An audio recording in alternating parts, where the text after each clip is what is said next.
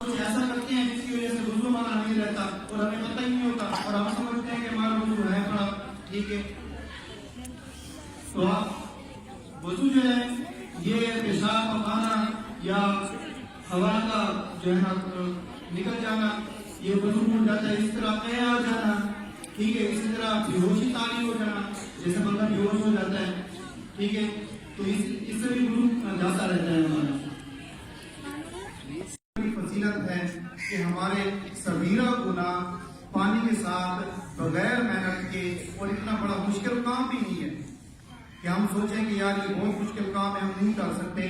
یہ آسان کام ہے. آپ جب وضو کر رہے ہیں تو یہ بھی ساتھ ساتھ آپ کے ہو رہا ہوتا ہے, اور یہ آپ کے علم میں ہونا چاہیے کہ ہمارے گناہ بھی ساتھ ساتھ جا رہے ہیں.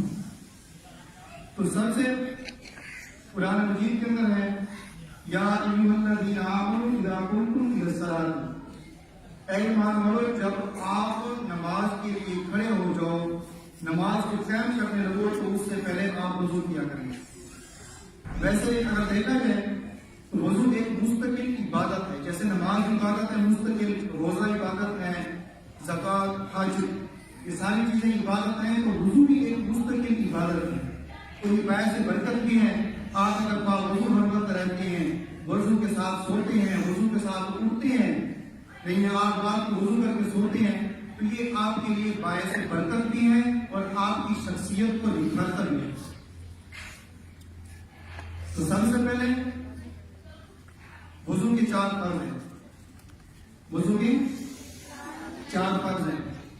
سب سے پہلے چہرہ دھونا, سب سے پہلے چہرہ دھونا. اور آپ یہ بھی نوٹ کر لیں کہ جو فرض ہوتا ہے اگر اس میں سے کسی قسم کی کوتاہی ہو جائے تو وضو نہیں ہوتا, نہ نماز ہوتی ہے, نہ زکوٰۃ ہوتی ہے, نہ کچھ بھی ہوتا ہے, کیونکہ فرض ہوتا ہے اور فرض مقرر ہوتا ہے اللہ تعالیٰ کی طرف سے, اور اس کو کرنا لازم اور واجب فرض ہوتا ہے.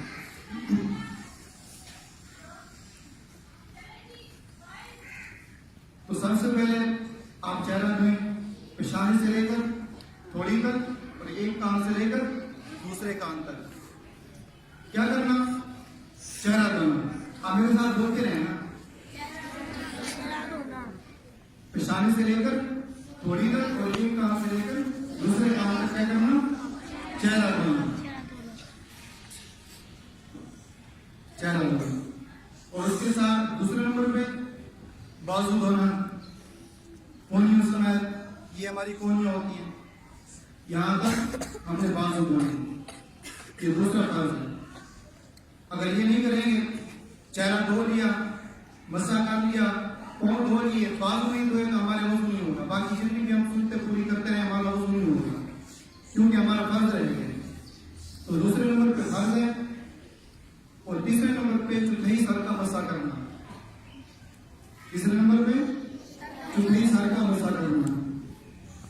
مسح کرنے کا یہ اس کے بعد پورے سر کا مسح کرنا, جیسے میں نے کہا آپ کو پورے سر کا مسح کرنا. اور یہ سنت طریقہ یہ ہے, وضو کے اندر ویسے بند ہے چوتھائی سر کا مسح کرنا, لیکن یہاں ثواب زیادہ سنت کا ہے, فضیلت یہاں سنت کی زیادہ ہے. تو آپ نے وہ جو ہاتھ ہے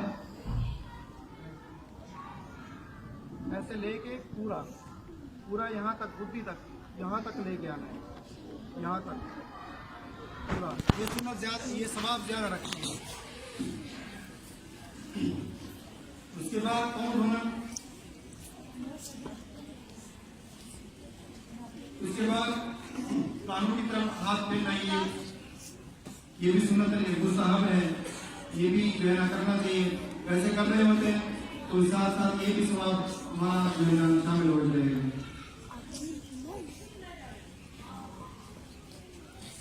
جی اس کے بعد پاؤں دھونا. اور پاؤں میں سب سے پہلے آپ نے کون سا پاؤں دھونا ہے؟ سیدھا پاؤں دھونا ہے, دایاں پاؤں. یہ 3 مرتبہ دھونا ہے تک مسلم. اس کے بعد بایاں پاؤں جس طریقے سے دھوتے ہیں. تو یہ وضو کا مکمل طریقہ ہے.